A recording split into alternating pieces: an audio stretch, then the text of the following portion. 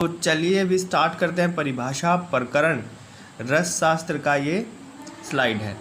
तो चलते हैं। क्या सबसे पहली जो परिभाषा यहाँ पे आती है वो है आवाप।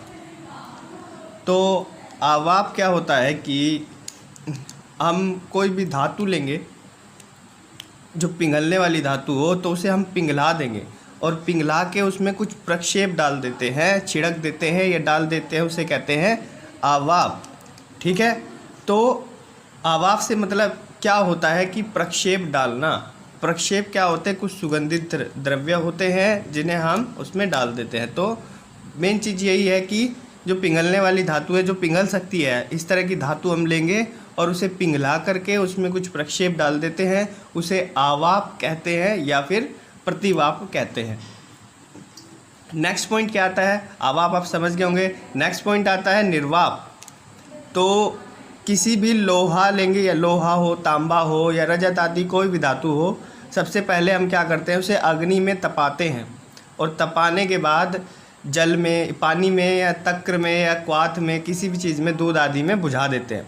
तो आपने देखा भी होगा जैसे कि क्या होता है कि जैसे तेजाब होता है जनरल इसमें लाइफ में हम यही चीज़ देखते हैं कि जैसे तेजाब होता है, तेजाब क्या होता है, वो उसे पहले सबसे पहले उसे गर्म किया जाता है तेजाब को, और फिर उसे पानी में डाल के बुझा दिया जाता है। ठीक है। तो तेजाब के साथ ये प्रोसेस होती है। ठीक यहाँ भी ऐसे ही है। कोई धातु लेंगे, ठीक, यहाँ पे धातु है, धातु को तपाएंगे, तपाने के बाद उसे पानी में डाल देंगे या किस दूध आदि में डाल देंगे। ठीक है। तो उसमें उसे बुझा देंगे। ठीक है। तो ये चीज़ होती है निर्वाप। ठीक है। उम्मीद है समझ गए होंगे। तो नेक्स्ट पे चलते हैं हम। यहाँ पे लिखा है ढालन। ढालन से क्या मतलब होता है? ढालना। ठीक है। तो कोई भी चीज़ हो उसे किसी दूसरे रूप में ढाल देना क्या कहलाता है? ढालन कहलाता है। ठीक है। तो उसे ढाल देना ढालन कहलाता है, किसी दूसरे रूप में। तो कोई भी धातु है उसे पिघला के हम कोई दूसरा रूप दे देते हैं, उसे कहते हैं हम ढालन। ठीक है। अब यहाँ पे भावना से आते हैं। भावना से क्या मतलब है? तो भावना से यहाँ पे मतलब है कि हम किसी भी औषध के चूर्ण को द्रव पदार्थ के साथ खल्व में क्या करते हैं? खल्व यंत्र होता है, तो खल्व यंत्र में मर्दन करके सुखा देते हैं। तो भावना का जनरली मीनिंग होता है कि मर्दन करके मसल के सुखाना, मसलना और मसल के सुखा देना। अब जैसे हम किसी चीज़ का शोधन कर रहे हैं, ठीक है, जैसे हम मरकरी का ही शोधन करते हैं, पारद का जब शोधन करते हैं तो उसमें भावना देते हैं किसकी? घृत कुमारी की, मतलब एलोवेरा की। तो उसमें एलोवेरा डालते हैं खल्व यंत्र के अंदर ठीक है। और डालने के बाद पारद में डालेंगे एलोवेरा डालने के बाद उसे अच्छी से क्या करते हैं? हम मर्दन करते हैं, मसलते हैं, और मसलने के बाद उसे सुखा देते हैं। तो वो होता है भावना देना। तो किसकी भावना दी है वहाँ पे? घृत कुमारी की भावना दी। उम्मीद है समझ गए होंगे। नेक्स्ट चलते हैं जारना और मूर्छना। तो देखिए जारना क्या होता है? जारना से मतलब है जीर्ण करना। जीर्ण करना मतलब पचाना, जीर्ण मतलब पचाना। तो बहुत सारे यंत्रों की सहायता से या विभिन्न यंत्रों की सहायता से हम पारद के अंदर गंधक को पचा देते हैं, जीर्ण कर देते हैं, तो उसे कहते हैं जारना। ठीक है। फिर उसके बाद आता है मूर्छना। मूर्छना क्या होता है कि जब पारद, मूर्छना होता है मूर्छित हो जाना। ठीक है। अपनी चंचलता को त्याग देना। ठीक है। 1 सेकेंड वेट करेंगे, 1 मिनट।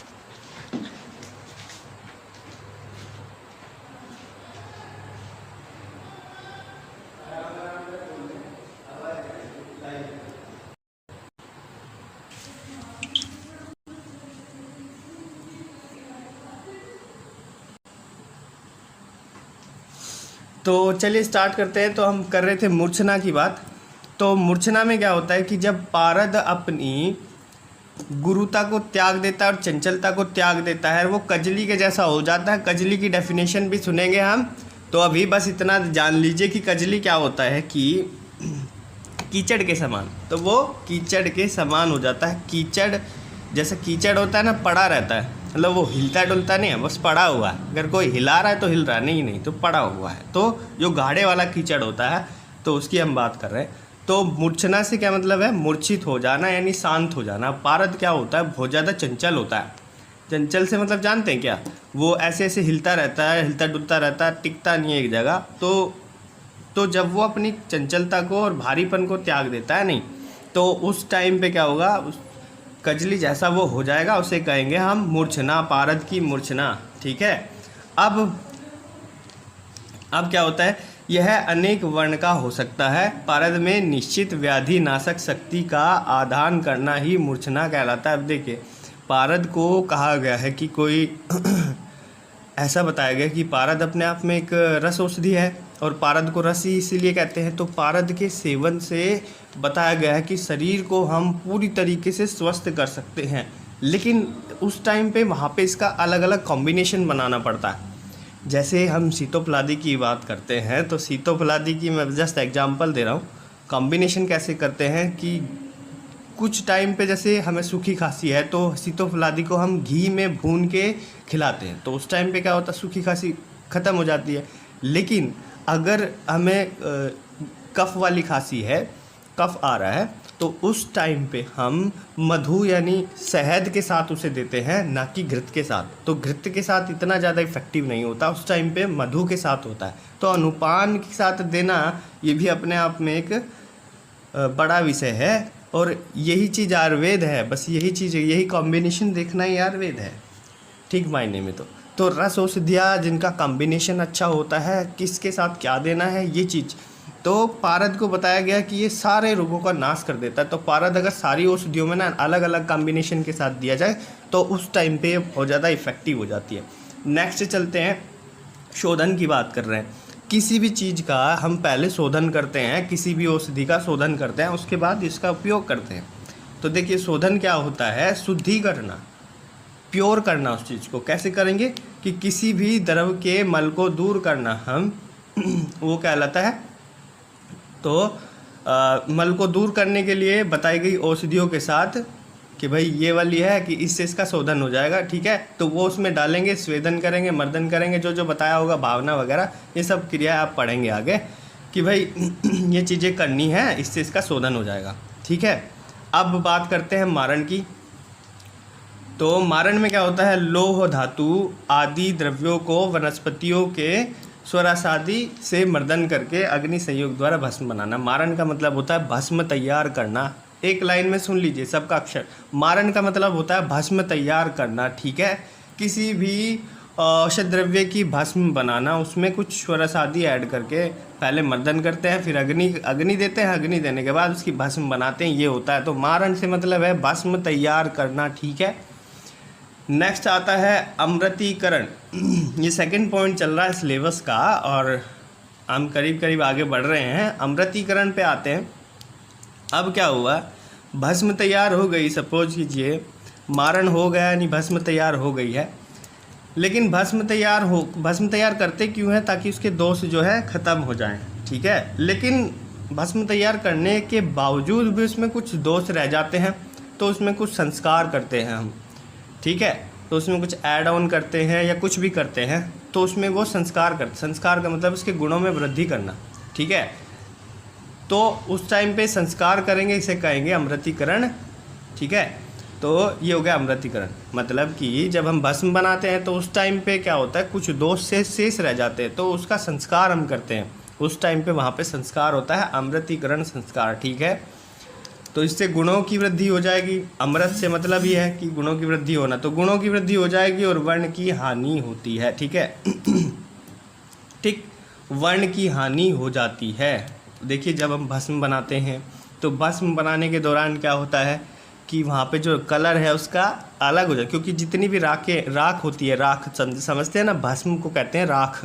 तो राख जितनी भी होती है उनके कलर थोड़ा अजीब हो जाते हैं। जैसे वो द्रव्य है, उसकी राख बनेगी तो वो कलर वहाँ से गायब हो जाएगा। तो राख ज़्यादातर क्या होती है? ब्लैक होती है, वाइट होती है, इस तरह की राख होती है। ठीक है। तो जब उनकी वर्ण की हानि से मतलब यही है कि उनका कलर लॉस हो गया है। तो अमृतीकरण से क्या हुआ? भस्म बनाया था जब हमने, फिर उसमें संस्कार थोड़े और बढ़ाए, तो उस टाइम पे उनकी वर्ण की हानि हो जाती है, मतलब उनका कलर वलर नहीं रहता कुछ। ठीक है। तो उस टाइम पे हम क्या करते हैं?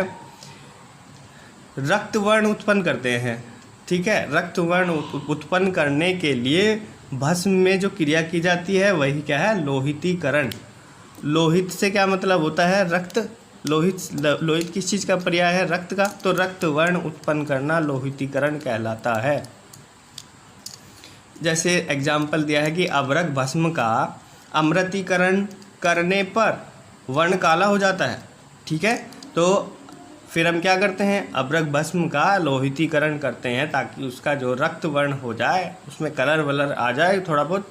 ठीक है, नेक्स्ट चलते हैं मृतलोह की ओर। देखिए मृतलोह क्या होता है, कोई भी हम भस्म लेंगे और उस भस्म को कहाँ पे लेना है, तर्जनी उंगली जो होती है, सबसे पहले वाली जो उंगली होगी और अंगूठा होगा, उसके बीच में उसे लेना है और मसलना है। तो मसलने के बाद क्या होता है, भस्म जो है वो भस्म जो है उंगलियों की जो रेखाएं होती है ना उंगलियों के अंदर, यहाँ पे प्रवेश कर जाती है, घुस जाती है। ठीक है, और घुसती ऐसे है कि पोंछने पे भी वो मतलब इतना साफ नहीं होती है, सूक्ष्म अंश रेखाओं में रह जाती है, मतलब रेखाओं में रह जाती है, चाहे हम जितना उसे पोंछ ले थोड़ा बहुत रह ही जाता है रेखाओं के अंदर। तो हम समझना चाहिए कि ये मृतलोह भस्म है। ठीक है, मृतलोह भस्म है। ठीक, तो ये भस्म की परीक्षा की जाती है कि ये भस्म मृतलोह है यानी उत्तम है। ठीक है, नेक्स्ट चलते हैं, अच्छी भस्म बताई गई है, मृतलोह होनी चाहिए भस्म, तभी हम उसे राइट ठहराते हैं। ठीक है, नेक्स्ट चलते हैं सत्वपातन। ये कॉमन टर्मिनोलॉजी है, सत्वपातन। ठीक है, पातन मतलब पकाना और सत्व मतलब उसका जो सार भाग होता है। तो पकाने के बाद उसका सार भाग निकालना किसी भी औषधि का, वो क्या कहलाता है, सत्वपातन कहलाता है। अब क्षार वर्ग, अम्ल वर्ग, द्रावक वर्ग अगले लेक्चर में आप पढ़ेंगे, अगला सिलेबस का पॉइंट है ना, तो इसीलिए तो द्रावक वर्ण की जो औषधियों के साथ हम किसी धातु रत्न आदि इनको क्या करते हैं, मर्दन करते हैं, मसलते हैं। दोनों को साथ में लेंगे, मसलेंगे, फिर क्या गोला बनाएंगे, गोला बना के उन्हें सुखाएंगे, सुखा के मूसा में रखते हैं। मूसा क्या होता है, एक किसी भी धातु का, स्टील का कह दो, लोहे का कह दो, या किसी भी धातु का एक क्या होता है, छोटा सा एक यंत्र होता है। जैसे दो कटोरी हम ऊपर एक नीचे एक ऊपर रख देते हैं, इस तरह से होता है। तो वो उसके अंदर हम क्या रख देते हैं, ये जो गोला हमने बनाया औषधि द्रव्य रख देते हैं, तो वो फिर उसे हम बंद कर देते हैं। बक्सा टाइप कह लो, या फिर दो कटोरी गोल गोल होता है, ऐसे खुल जाता है अंदर से और फिर बंद हो जाता है। अंदर से होता है होलो होता है, मतलब अंदर से खाली खाली होता है, उसमें कुछ चीज़ हम रख सकते हैं। रखने के बाद क्या करते हैं, तो मूसा में रखते हैं, और रखने के बाद क्या करा, सत्वपातन। कोष्ठी मतलब अंगीठी। ठीक है, तो अंगीठी में क्या होता है, तेज आंच लगती है, इसलिए यहाँ पे प्रयोग किया गया है कोष्ठी का। ठीक, तो कोष्ठी में हम फिर उसे क्या करते हैं, तीव्र दमन करते हैं। तीव्र दमन से क्या मतलब है, तेज आंच देते हैं, तेज अग्नि देते हैं। तो उससे क्या होता है, उसका जो मूल पदार्थ है ना, ये सार रूप है, वो पदार्थ जो है थोड़ा सा रस के रूप में निकलता है उसमें से, तो वो कटोरी में इकट्ठा हो जाता है। ठीक है, अलग हो जाता है, तो उसे कहते हैं सत्व। तो वो उसका सत्व हो गया। ठीक, समझ गए होंगे। सबसे पहले क्या किया, क्षार, अम्ल और द्रावकगण की औषधि ली, उनके साथ कोई धातु रत्न या फिर कोई दूसरा द्रव्य मिला के मर्दन करा। मर्दन करने के बाद क्या हुआ, मसला, उन्हें मसलने के बाद क्या करेंगे, हम उसका गोला गोला बनाएंगे। ठीक है, गोला बनाएंगे, फिर उसे सुखाएंगे, सुखाने के बाद मूसा में रखेंगे, मूसा में रखने के बाद फिर उसे कोष्ठी में रखेंगे, अंगीठी में रखेंगे। अंगीठी में रखने के बाद तेज अग्नि देंगे, जिससे क्या होगा कि वो जो रस छोड़ देगा, ऐसा बोलते हैं ना, रस छोड़ देगा, वो जो हमने गोला बनाया उससे रस निकलने लगेगा, वो ये जो मूसा है उसके अंदर इकट्ठा हो जाएगा। ठीक है, तो वो जो रस है ना, वो सार रूप पदार्थ है, उसे कहते हैं सत्व। और ये जो पूरी प्रोसेस है सत्वपातन है। ठीक, तो सत्व निकालने के लिए पकाना। अब आते हैं द्रुति।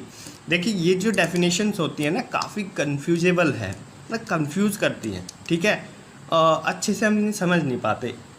ऐसे समझे कि हम बिहेवियर में इस चीज़ को ले सकें, क्योंकि आप एग्ज़ाम प्रिपरेशन कर रहे हैं और प्रैक्टिकल पॉइंट ऑफ व्यू से भी थोड़ा देखिए, एग्ज़ाम में तो नंबर आ जाएंगे। ठीक है, ऐसा कोई प्रॉब्लम वाली बात नहीं है। देखिए क्या होता है द्रुति।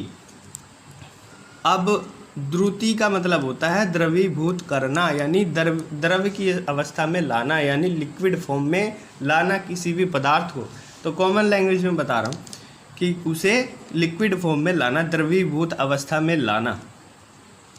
ठीक है। तो बहुत सारे विशिष्ट औषधियों के संयोग तथा तीव्र दमन के योग से स्वर्ण आदि धातु या अन्य खनिज द्रव्यभूत होकर द्रव्यावस्था में आ जाते हैं। ठीक है, बस यही चीज़ है कि भाई वो द्रव्यावस्था में कब आएंगे, जब उन्हें तेज धमन करेंगे, तीव्र धमन करेंगे या कुछ औषधि उसमें मिलाएंगे। ठीक है, तो ये धातु वातु जो होंगे वो द्रव्यावस्था में आ जाते हैं। ठीक है, तो अब आगे चलते हैं फटाफट से। अपुनर्भव।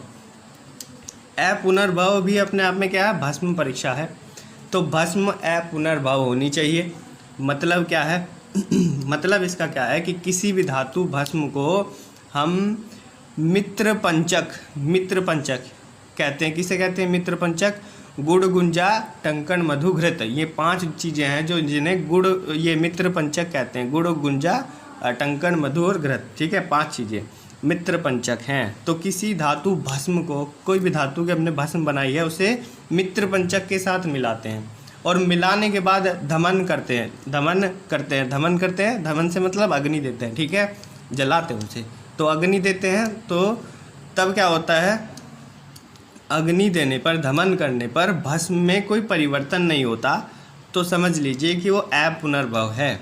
ठीक, कोई भी धातु की भस्म ली, उस भस्म में क्या करा, मित्र पंचक मिला दिए। मित्र पंचक मिलाने के बाद तीव्र धमन करा। धमन करने से क्या हुआ, भस्म में कोई परिवर्तन नहीं हुआ, सेम रही भस्म, कोई दिक्कत वाली बात नहीं थी। तब वो समझ लीजिए कि अपुनर्भव भस्म है। ठीक है, नेक्स्ट चलते हैं निरुद्ध। ये भी भस्म परीक्षा का पार्ट है कि कोई भी किसी भी लोह आदि धातु भस्म को चांदी के टुकड़े के साथ मिलाए और मिलाने के बाद मूसा में रख दे। मूसा फिर वही है, धातु का कोई यंत्र है जो अंदर से खाली खाली सा होता है। ठीक है, 2 कटोरी ऐसे एक ऊपर एक नीचे ऐसे रख दूं तो तब समझ लीजिए कि वो हो गया मूसा। ठीक है, अब वो धातु का ही होना चाहिए, मेन चीज़ है, चाहे वो लोहे का हो, स्टील का हो, किसी भी चीज़ का। तो किसी भी लोह आदि धातु भस्म को, तो भस्म परीक्षा भस्म को चांदी के टुकड़े के साथ मूसा में रख के हम अग्नि देते हैं, धमन करते हैं। तो धमन करने से क्या होगा, उस भस्म का छोटा सा अंश भी यदि चांदी के साथ नहीं चिपकता, चांदी अलग रह जाती है, भस्म अलग रह जाती है, मतलब चिपके ही नहीं है, बिल्कुल भी नहीं चिपका है, तो समझ लीजिए कि वो जो भस्म है वो निरुद्ध भस्म है। ठीक है, निरुद्ध भस्म है। और अलग अलग भस्म का अलग अलग ट्रीटमेंट के लिए यूज किया जा सकता है। जैसे निरुद्ध भस्म का किसी और डिजीज़ के लिए किया जा सकता है, अपुनर्भव भस्म का किसी और रोग के लिए ट्रीटमेंट किया जा सकता है। तो ये चीज़ था। नेक्स्ट आते हैं रेखापूर्ण और वारितर। देखिए, रेखापूर्ण की भी बात हमने पहले की थी। अभी देखिए रेखापूर्ण क्या होता है। रेखापूर्ण से आप समझ ही रहे होंगे, भस्म ली, भस्म को तर्जनी और अंगूठे के बीच में रखा, रगड़ा, तो वो रेखाओं में प्रवेश कर गई। ठीक है, उस मृत लोह को रेखापूर्ण भस्म कहते हैं। वही मृत लोह जो होती है ना, मृत लोह बात करी थी हमने मृत लोह की, तो वो मृत लोह ही होती है, उसे रेखापूर्ण भस्म भी कहते हैं। ठीक है ना, रेखाओं में पूर्णता प्रवेश कर जाए वो है रेखापूर्ण।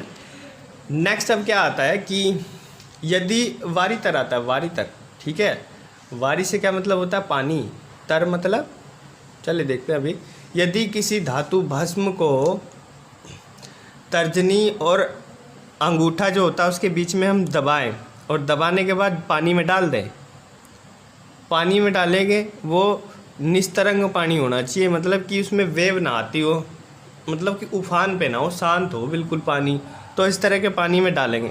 अब मैंने क्या लिया, एक धातु की भस्म ली, भस्म मतलब राख, उस राख को मैं लेता हूँ और तर्जनी और अंगूठे के बीच में ऐसे दबाता हूँ। दबाने के बाद उसे छोड़ देता हूँ पानी में। ठीक है, शांत पानी में। तो छोड़ने के बाद क्या होगा वो तैरती रहेगी। ठीक है, अगर वो तैरती हुई है, डूबी नहीं है, तैर रही है, तो समझ लीजिए वारितर है। ठीक है, वारी के ऊपर तैरने वाली, ठीक है, भस्म है। ठीक, अब नेक्स्ट यहाँ तक जो था सिलेबस में था।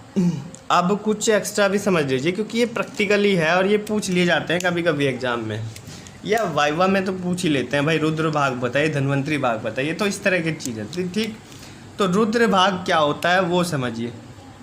तो भाई रुद्र भाग होता है जब व्यापारी लोग से जो औषधियाँ वैद्य या उनके रोगियों के द्वारा खरीद ली जाती है। ठीक है, व्यापारी कोई आया है कि भाई मेरी औषधि ले लो, तो वो औषधि वैद्य ने खरीदी या रोगी ने खरीदी? खरीद ली।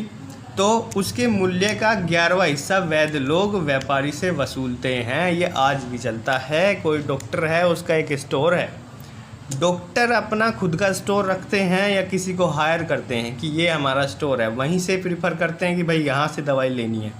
उसका 11वां हिस्सा अब फिलहाल कितना लेते हैं वो आप जानते हैं, लेकिन जो आयुर्वेद में चलता है कि 11वां हिस्सा लेना है। ठीक है, ये सिर्फ बिल्कुल खुला बताया हुआ है कि भाई जो मूल्य था उन दवाइयों का, उसका 11वां हिस्सा, मतलब जिस भी पेशेंट ने खरीदी या हमने खरीदी, उसका 11वां हिस्सा वैद्य लोग यानी हमें चाहिए, वैद्यों को चाहिए, हम वसूलेंगे। ये आयुर्वेद में खुला बताया हुआ है, एलोपैथी की तरह नहीं है कि कितना भी वसूल हो। ठीक है, तो यहाँ पे देख सकते हैं कि 11वां भाग जो होता है वो वैद्य लोग व्यापारी से लेते हैं, ऐसे कहते हैं रुद्र भाग। ठीक है, 11वां भाग कहलाता है रुद्र भाग, जो वैद्य लोग लेते हैं जीवन यापन के लिए या फिर किसी गरीब की सहायता के लिए। नेक्स्ट, ये उनके लिए है जो कहते हैं कि आयुर्वेद में इतना पैसा नहीं है जितना एलोपैथी में है, बट आयुर्वेद में भी पैसा, क्योंकि ये तो अमीरों की, यहाँ पे दोनों चीज़ों का यहाँ कॉम्बिनेशन है। गरीबों के लिए भी अलग औषधियाँ हैं, अमीरों के लिए अलग औषधियाँ हैं। अभी रस शास्त्र की अगर बात करूँ तो रस औषधियाँ काफ़ी महंगी होती हैं, लेकिन तुरंत असर करने वाली होती हैं शरीर पे। इनका आश्चर्यजनक असर शरीर पे मिलता है। तो राजा लोगों का जो ट्रीटमेंट होता था वो रस औषधियों से होता था और राज्य वैद्य करते थे। लेकिन जो बाकी जो ट्रीटमेंट था, छोटे मोटे जो लोग थे, आम आदमी था, उनका ट्रीटमेंट था सस्ती दवाइयों से होता था या उनके आहार विहार को परिवर्तित करके होता था। ठीक है, तो रस औषधियों का इतना इम्पोर्टेंट तो यहाँ पे आयुर्वेद में बताया हुआ है कि भाई आयुर्वेद जो पैथी है वो गरीबों के लिए भी है, वो अमीरों के लिए भी है। ठीक है, तो ये गलत धारणा है कि ऐसा कहते हैं कि सिर्फ अमीरों के लिए है, तो दोनों के लिए यहाँ पे है। ठीक है, और पैसे की बात तो आपने रुद्र भाग में देख ही लिया है, कितना आप दवाई बेच सकते हो उसका 11% आपको मिलेगा ही। नेक्स्ट, धन्वंतरी भाग पे आते हैं। तो देखिए क्या होता है कि उस टाइम पे डॉक्टर लोग पैसा नहीं लिया करते थे जब ये आयुर्वेद था। आज से मतलब आज भी है, उस टाइम पे प्रचलित था। उस टाइम पे सिर्फ और सिर्फ आयुर्वेद था। तो उस टाइम पे वैद्य लोग क्या करते थे, पैसा नहीं लिया करते थे, क्योंकि पैसा मोह माया है। ठीक है, तो वो पैसा नहीं लिया करते थे। वो क्या करते थे कि सिद्ध किए हुए रसों को सिद्ध किया, उन्होंने तेल को सिद्ध किया है, घृत को सिद्ध किया है। ठीक है, तो इनको सिद्ध किया है। ठीक है, तो उसका आधा भाग ले लेते थे। अवलेह मतलब होता है चटनी, अगर बनवाई है तो चटनी का वो 8वां भाग ले लेते थे। तथा सब प्रकार की धातु की भस्म है, कोष्ठ औषधियों के चूर्ण है, वटी है, मोदक होते हैं, इनका 7वां भाग ले लेते थे। इस प्रकार अन्य गरीब लोगों के लिए रोगी के खर्च से तैयार औषधियों का यह भाग आरोग्य सुख की प्राप्ति के लिए धन्वंतरी के नाम से वैद्य लोग ले लेते थे। वो किसी तरह का कोई पैसा नहीं लेते थे। कि सिद्ध किए हुए रस, तेल, घृत इनका आधा भाग, चटनी यानी अवलेह का 8वां भाग, सब प्रकार की धातु कोष्ठ औषधियों के चूर्ण, वटी, मोदक इनका 7वां भाग, तो ये ले लेते थे। मतलब ये बनवाता कौन था? बनवाता था जो पेशेंट था। ठीक है, इनमें से कुछ भी बनवाते। सपोज करो उसे अवलेह की जरूरत हुई तो अवलेह का 8वां भाग, ये चीज़ फिक्स है कि अवलेह का हमें 8वां भाग अपने लिए रखना है। 1/8 जो इसका हिस्सा है वो हमें अपने लिए यहाँ पे वैद्य लोग ले लेंगे और बाकी का जो है वो उसे दे देंगे। ठीक है, ये चीज़ होता था, तो इसे कहते थे धन्वंतरी भाग। ठीक, नेक्स्ट जो होता है कजली, जो है मैं बता रहा था आपको, पीछे भी हमने कजली पढ़ा है। तो कजली क्या होता है?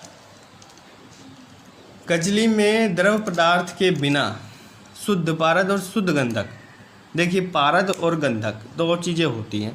ठीक है, ज़्यादातर हम पारद को गंधक के साथ मिलाकर कजली बनाते हैं। तो देखिए क्या है कि द्रव पदार्थ के बिना, यानी कोई लिक्विड सब्सटेंस उसमें नहीं डालेंगे, कोई द्रव्य नहीं डालेंगे, द्रव और द्रव्य में भी अंतर होता है। ठीक है, द्रव जो होता है वो औषध द्रव होता है, लेकिन जो द्रव्य होता है लिक्विड। समझ गए? तो औषध नहीं, द्रव्य जो होता है ना वो क्या होता है? द्रव्य होता है औषध द्रव्य, और यहाँ पे लिखा है द्रव से मतलब है लिक्विड। तो लिक्विड पदार्थ के बिना, लिक्विड नहीं होना चाहिए उसमें कुछ, हम शुद्ध पारद लेंगे और शुद्ध गंधक लेंगे। ठीक है, या फिर किसी धातु के साथ पारद डालेंगे।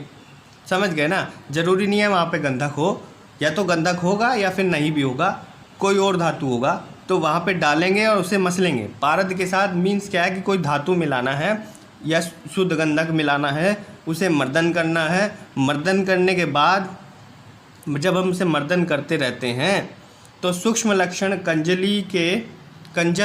कज्जल की आभा वाला चूर्ण तैयार होता है। कज्जल मतलब कीचड़ जैसी उसमें आभा होती है, ठीक है, जैसा दिखाई देता है वो कीचड़ जैसा, तो उसे कहते हैं कजली। समझ लीजिए, पारद के साथ तो गंधक मिलाए या कोई धातु मिलाए, मिलाने के बाद मर्दन करते रहे, तब तक मर्दन करते रहे जब तक वो कज्जल के समान ना हो जाए, कीचड़ के समान आभा वाला ना हो जाए, कीचड़ के समान ना दिखना लगे, तब तक उसे मर्दन हम करते मसलते हैं, तो उसे कहते हैं कजली। फिर आते हैं शुद्धाव्रत और बीजाव्रत। देखिए, बीजाव्रत जो अवस्था होती है वो, बीजाव्रत के बाद शुद्धाव्रत अवस्था आती है। अब देखेंगे क्या है कि जैसे हम अग्नि दे रहे हैं तो अग्नि क्या होगा, अच्छी तरह से जलेगी उस टाइम पे। तो जब हम सत्वोपादन करते हैं तब ये अग्नि देते हैं, तो अग्नि क्या होता है, प्रज्वलित होती है और सफ़ेद रंग के प्रकाश के साथ चमकती है। ठीक है, सफ़ेद रंग के प्रकाश के साथ चमकती है, उस टाइम पे कहते हैं शुद्धाव्रत। ये क्या है, शुद्धाव्रत।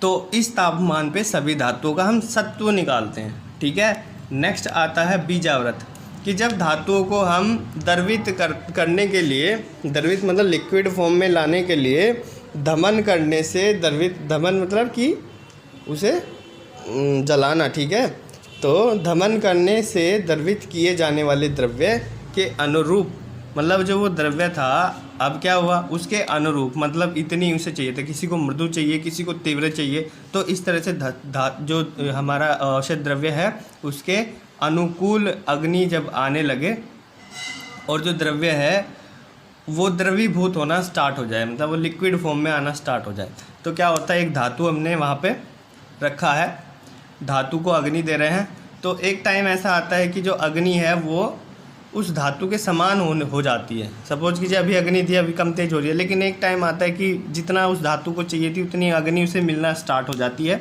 जलने के लिए, द्रवीभूत होने के लिए, और वो जो धातु है वो द्रव में कन्वर्ट होना स्टार्ट हो जाता है, लिक्विड में कन्वर्ट होना स्टार्ट हो जाता है, तो उसे कहते हैं बीजाव्रत। ठीक है, यानी धातु के अनुरूप उसे अग्नि मिलनी स्टार्ट हो गई।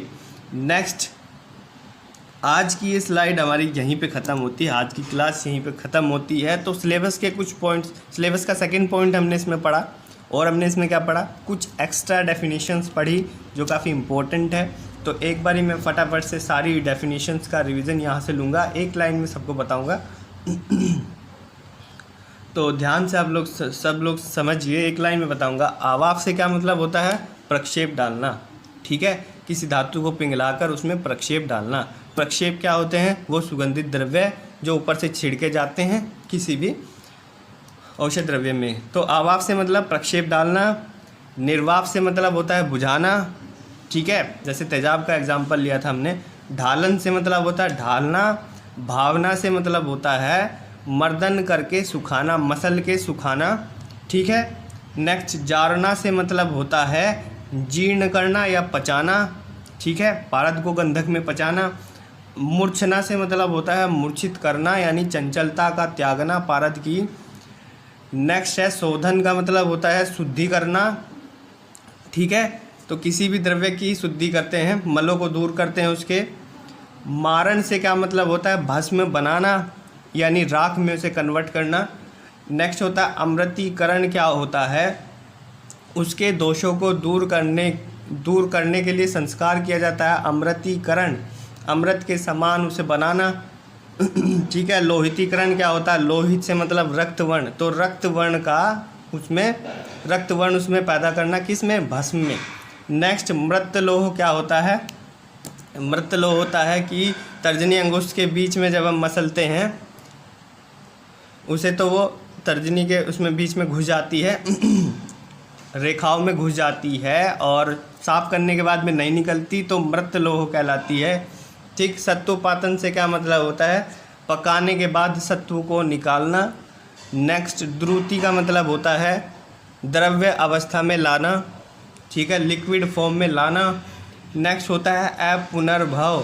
अपुनर्भव से क्या मतलब होता है, गुड़ को मित्र पंचक के साथ मिला के जब हम अग्नि देते हैं तो उसमें कोई परिवर्तन न होना अपुनर्भव है। निरुक्त से क्या मतलब होता है, निरुक्त से मतलब होता है भस्म को चांदी के टुकड़े के साथ हम धमन करते हैं मूसा में रख के, तो वो चांदी के टुकड़े के साथ नहीं चिपकता, भस्म जो होगी उसे कहते हैं निरुक्त। रेखापूर्ण क्या होता है, रेखाओं में पूर्णतः घुस जाना, ठीक है। वारीतर क्या होता है, वारी मतलब जल और तर मतलब तैरना, तो वारी के ऊपर मतलब जल के ऊपर तैरती रहे, भस्म तर्जनी अंगुष्ठ के बीच दबाएंगे, ऐसे छोड़ेंगे तो। नेक्स्ट है रुद्र भाग, तो 11वां भाग जो होता है वेद को मिलने वाला। धन्वंतरी भाग, सिद्ध किए हुए रस तेल घृत का आधा, अवले का 8वां, और सभी धातु काष्ठ औषधियों चूर्ण ये सब मोदक वगैरह इनका 7वां भाग जो धन्वंतरी के नाम पे लिया जाता है, धन्वंतरी भाग है। नेक्स्ट है कजली। कजली होता है कीचड़ के समान बनाना या कजल के समान बनाना, ठीक है।